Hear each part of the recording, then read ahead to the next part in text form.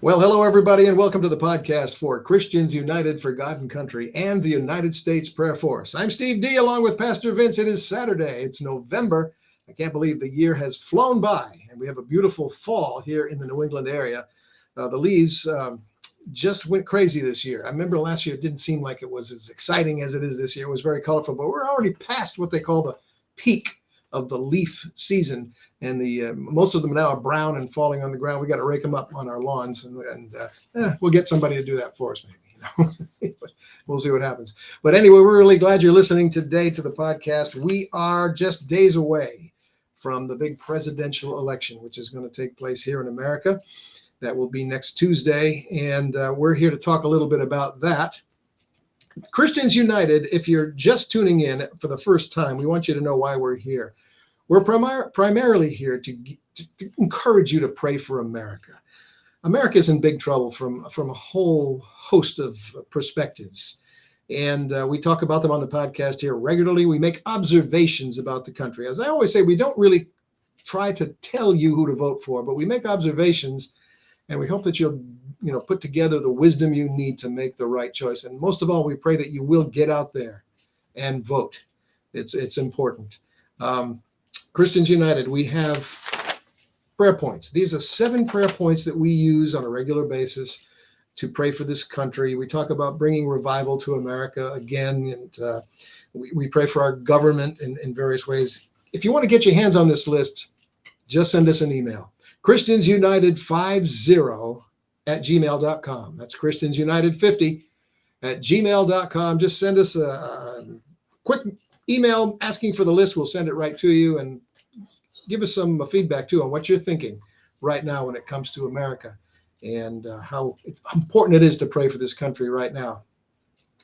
Pastor knows this. I went to the Trump rally at Madison Square Garden last Saturday, and it was a tremendous experience. It really was. I can't tell you how impressed I was with the people there. They're a patriotic group of folks. The speakers list was enormous. I mean, from the Trump side of politics, everybody that you see on the major news media was there, and lots more. People like Tulsi Gabbard, people like Byron Donalds and J.D. Vance, the vice presidential candidate. RFK Jr. was there, Elon Musk, and of course, Donald Trump and his wife, Melania, and his sons. Lots of folks were there. Well, I saw your speakers list, and there was a lot of people on that list. How long approximately did that rally last? Gosh, it was a lot of people were limited on the amount of time they could use to speak. The only one who was not limited, of course, was former President Trump. I would think they would have a hard time limiting him anyway.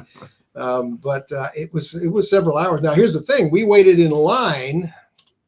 There's a shot of when we first got in line. We're heading towards Madison Square Garden, which is on 7th Avenue. It was right to the left, way up ahead in front of this crowd. We waited there. We talked with people and had a good time. It's no fun to wait in line that long, but we sure did. Here's when we first got in the building, and we were very happy that we did get in the building. We were really, really wondering if we were going to make it in, and I think we were amongst the last people to get in there. It was touch and go. And a lot of people did not get in. They say, and I don't know how accurate this is, that over 200,000 people showed up to try to get in. And Madison Square Garden only holds between 19,500 to 20,000 people in a... Now, did you have tickets? You didn't need tickets. What you did is you kind of registered in advance online. But they never checked it. They never asked for any proof that you'd registered. So it's kind of this first come, first serve, basically. Pretty much. If you get there and you can get in the door before the doors close, then you're in good shape. I think why they took that registration, they just wanted to get an count in advance to see what they could expect. And I think it went way over what they expected. And how long did it take you to get from the time you arrived to get inside? I'm going to say 2 hours, about 2 hours, which was not horrible. We didn't get there super early. There were people there that had probably arrived there at 6, 7 o'clock in the morning and were way up front, and that kind of thing. This is the shot at Madison Square Garden entrance where we were going in. You can see they had a big screen out there advertising the fact that President Donald Trump was speaking, having his Dream Big Again rally. And it was really a great adventure. I have a video here I want to play for you.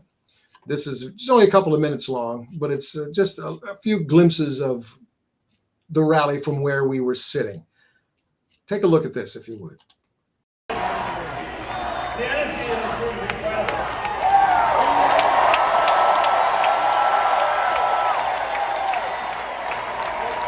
What a great group of people.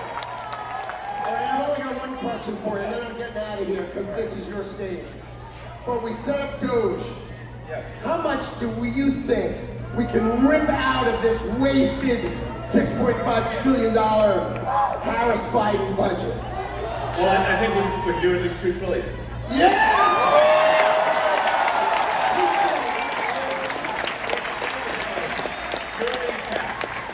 You're being taxed. All government spending is taxation.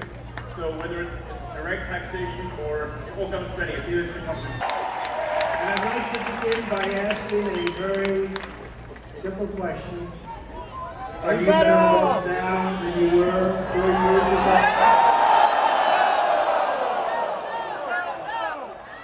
I'm here today with a message of hope for all Americans. With your vote in this election, I will end inflation. I will stop the invasion of criminals coming into our country. And I will bring back the American dream. We need the American dream to come back home. Our country will be bigger, better, bolder, richer, safer, and stronger than ever before.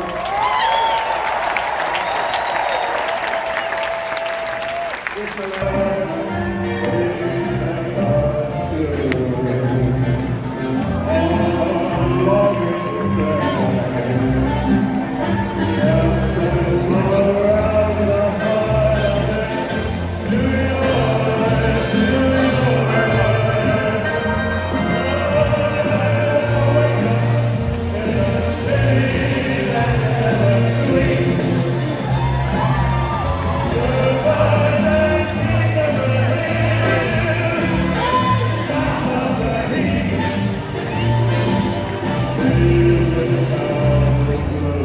And there you have it. That's a little glimpse into what we saw there at the rally for President Trump at Madison Square Garden.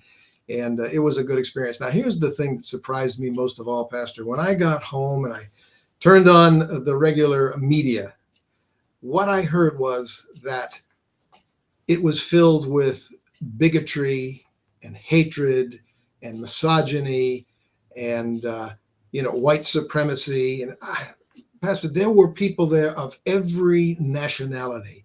There were white folks, of course. There were black folks, of course. There were Asians. There were Hispanics, Latinos, you name it. Everybody was there as one big family. It was a very warm and positive American patriotic experience. There were everybody's heard about the comedian who came on first. Actually, he came on before most people, or at least before we had even found our seats. He was there just to warm up the audience. He was not a spokesperson for the Trump campaign, but he made a very bad joke about Puerto Rico. He shouldn't have done it. It was wrong. And of course, the left-wing media went after it and said that the whole rally was nothing but a racist nightmare, which was absolutely not true. Now, these speakers who speak on behalf of Trump, and President Trump can be very caustic. He can be very, he can challenge people with some pretty rough name calling and stuff. I was talking to someone recently, and I said, "Hey, listen, you got to understand, the guy's a New Yorker. Yeah, sure. He's just going to be. He's going to be real. He's going to just tell you what he thinks. Yeah. He's not going to hold back. So exactly. If we're not voting for, rhetoric. Yeah, we're voting for policy. Right. But I just have a feeling that I don't think people on the left, I don't think the Democrats understand this whole Trump movement at all. They've castigated it as something evil and wicked, something akin to a Nazi, Reich. It's absolutely not true.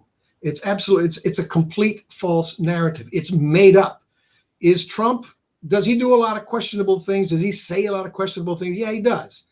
He does. But does he do anything that's against the Constitution? Is he going to try to become a dictator? I mean, literally become a dictator? He made a statement where he said, on day one, I'll be a dictator for just one day.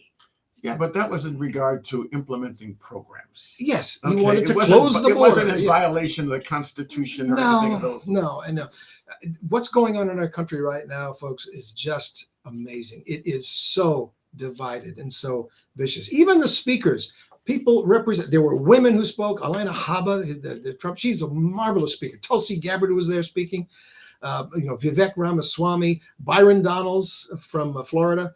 One of the founders of Death Row Records was there to speak on behalf of Trump. Apparently, Donald Trump did something very good for him, and he just had a lot of good things to say. People of all races.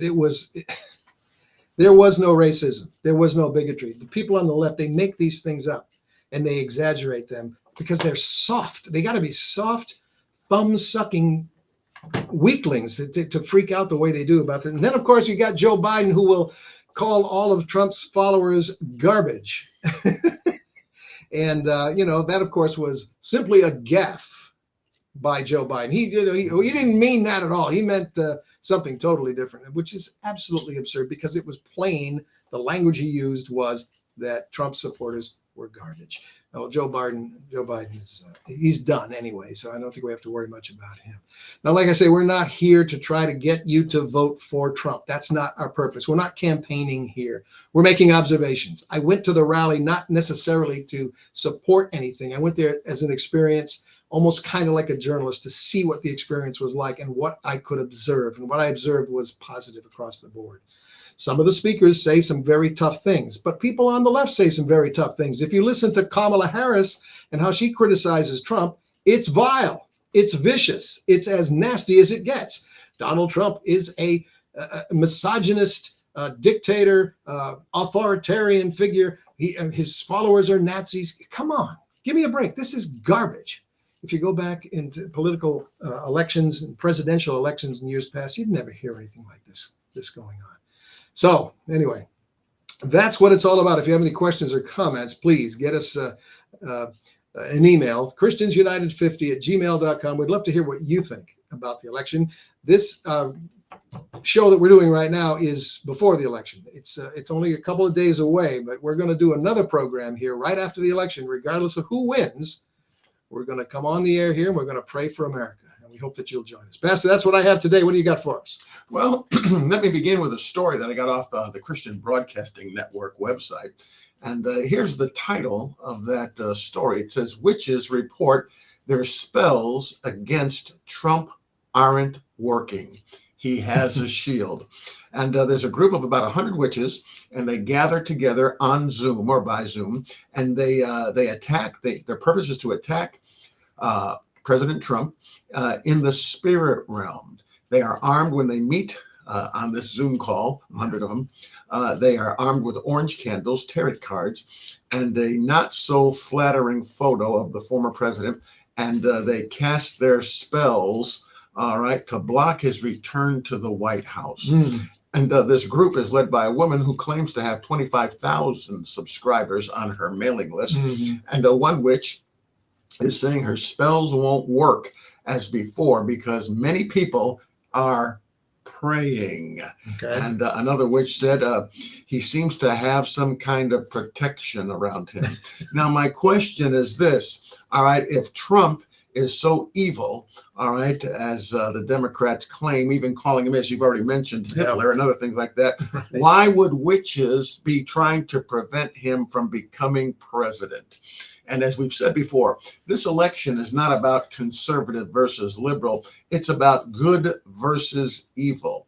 And it's apparent, the witches, whose side they're on. They're not on Trump's side. They're on the Democratic side. They're on Harris's side. So if you think a witch is evil, and I think a witch is evil, then you know who the evil forces are for. And here's another story.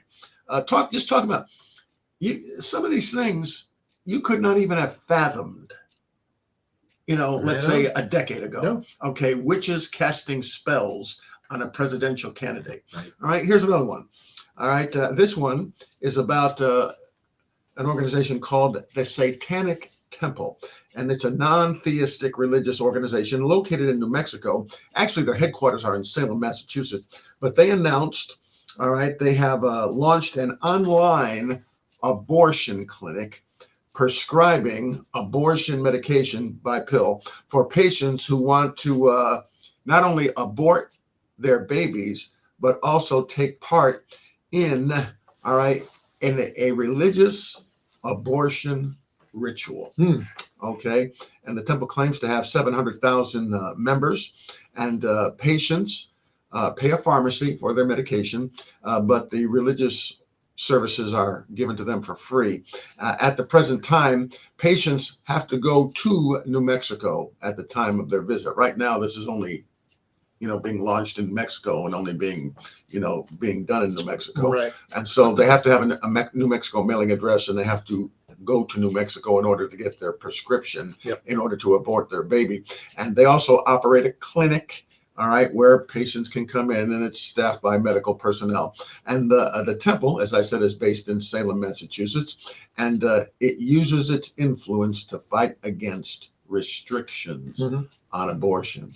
All right, so let me ask you a question, folks. What presidential candidate is pushing that abortion agenda? It's the Democrats and Kamala Harris. And so you have the witches, all right, casting spells on Trump to prevent him from getting in office. And you have the Satanic Temple, all right, an outright, satanic organization, all right, killing babies in religious rituals, all right, and trying to stop any type of restriction on abortions. And hey, listen, you know what?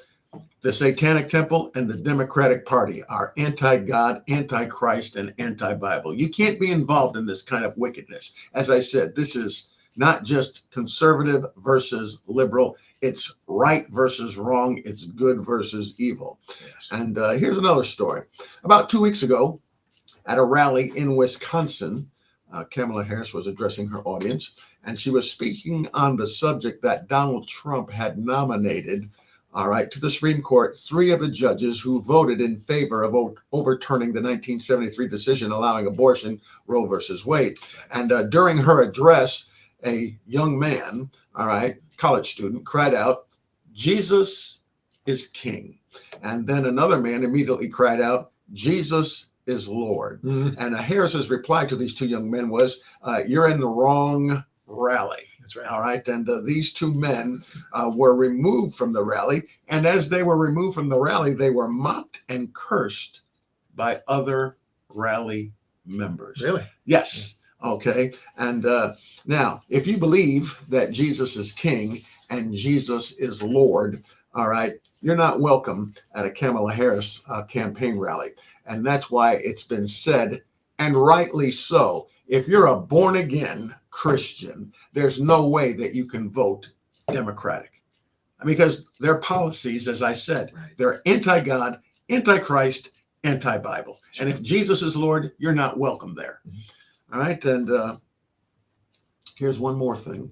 This incident just happened. This happened back in June, on June 20th of this year, in a town, Capon, South Carolina. There's an individual there.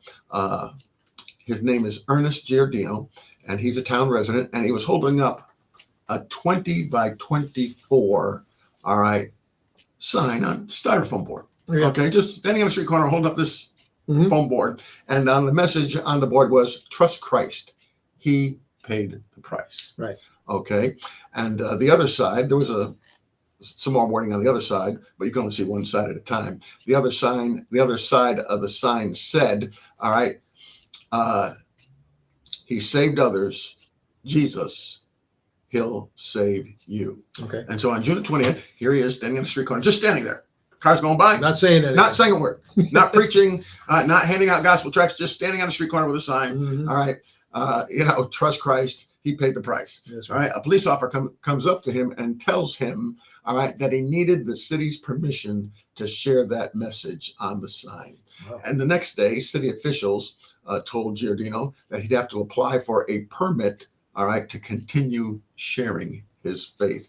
Now, folks, this is not just an isolated incident. No, This it's is going on, happening yeah. in other parts of the It country. is. In fact, I was mentioning to Steve here just a little bit ago, in England, around abortion clinics, you have, I don't know what you want to call them, spaces, all right, where individuals cannot interfere with anybody that is seeking to get into the abortion clinic. Right. And on more than one occasion, individuals have stood outside in these spaces. Yes. They haven't, approached anybody. They're standing out there praying silently, Right. heads bowed, maybe hands folded. Yes. Okay. And they have been arrested.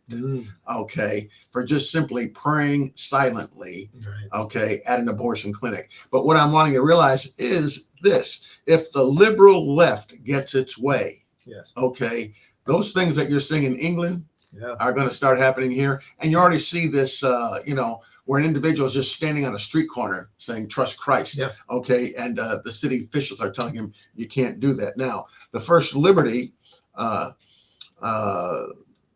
Institute, all right, it's a nonprofit legal group. They've taken up Giordano's case, and they've sent a letter to the town calling the town's requirement for a permit a violation of a local resident's First Amendment rights.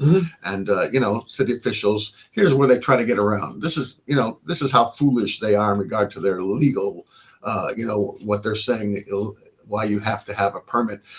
They have, these restrictions in regard to protecting the town's public spaces from excessive noise. He wasn't saying anything. Right. Okay. And visual pollution, all right, and potential safety hazards, like if someone sees that sign and that individual standing on the side of the road, it's going to cause traffic tie-ups or something along the line. And so now it just so happens that I know Mr. Giordano's cousin. His name is Vince Giordano. He pastors an independent Bible-believing Baptist church in Rochester, New York, and his wife is actually the one that made the signs. Oh, really? All right, for Ernie. And so anyways, but that's what's going down now in America, and that is what is going to be accentuated if the liberal left gets its way. You will ultimately find out, folks, that, if you preach against anything that they're in favor of, it's going to be labeled as hate speech. Yes. All right. And it's going to lead to people getting arrested, for those things that they're trying to promote in regard to God and Christ and religious liberty and our First Amendment rights. It is amazing what's going on in our country right now. And that's kind of like I say, that's why we're here on this podcast. We're trying to get you to pray for America, pray for this country, pray that we won't lose the rights that we have in regards to freedom of religion, free speech, freedom of assembly. And Let me just interject this. Sure. Okay, you know what? And we're not against people who have an opposing ideology. No. Okay, we believe in their right to be able to speak what they believe in, so forth and so on. All right, but when you come now, all right, you've had incidents in regard to, let's say, those people who are protesting against Israel, where they actually have, all right, threatened college students with physical violence, where they have prevented people from being able to get from one place to another because of Jewish people. Yeah, and just regular people trying to get about, go to work, right? And they got a road blocked and so forth and so on. How come that stuff is always allowed? Although those people are never arrested or thrown into jailed or so forth and so on. Interesting, isn't it? Yeah. Wow. No, I hear what you're saying. Excuse me. Well, that's like I say, we're here to pray for this country for those very reasons. They say that Trump is against the U.S. Constitution. I see no evidence of such a thing. And we don't have any hatred for Democrats. We don't have any hatred for them. We just think they're on the wrong path, heading down the wrong direction, trying to stand for things that don't really help humanity in any way whatsoever. Well, in regard to, them saying these things that he's going to do, he was president for 4 years. Yeah. Okay. Yeah. Did he weaponize the Department of Justice like the Democrats? Trump? have? No. Okay. And these other things? No. So he has a proven track record, all right, in regard to what he has done in the past. And he's not going to flip that thing around if he becomes the next president. Exactly. Right. Well, folks, if you're listening today, we're really glad to have you doing so. We'd love you to send us a message. Let us know what you have to say about America, about the election, about the candidates.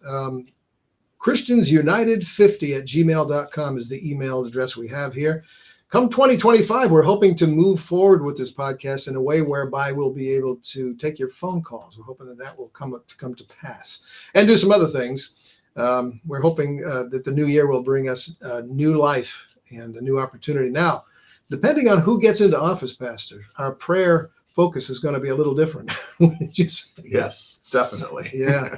Like I say, we're not here to spew hatred. We're not here to be biased or bigoted or whatnot. We're just making observations. We're just seeing what's going on in the country. And I said, that's why I wanted to go to the Trump rally at Madison Square Garden. I wanted to see what really went on there. And then I wanted to see what the legacy media had to say about it. And it was totally wrong what the legacy media had to say about that rally. It is as wrong as it could be. You had to be there to see it. And but you can tell, why they do it. The media is really pushing for Kamala Harris to win. They're pushing for the Democrat agenda to go forward. I don't know why, because I can't think of anything that the Democrats stand for that I'm really in favor of. I can't think of a single thing. I mean, it's for the ultimate implementation in our country of socialism. You think so? Yeah. Without a shadow of doubt. Yeah. All right, folks, if you get a chance, please head over to our website and join the United States Prayer Force. Simply go to ChristiansUnited50.com. We'd love to send you a lapel pin just as a thank you for joining.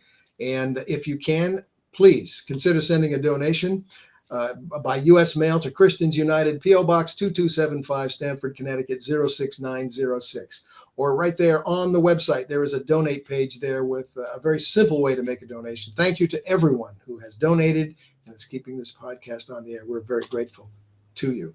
Pastor, final word. What can we tell people before this election? How should we pray about this election and what's going on? Pray that God's will is done and that our freedoms as Americans will continue without being, restricted. Right.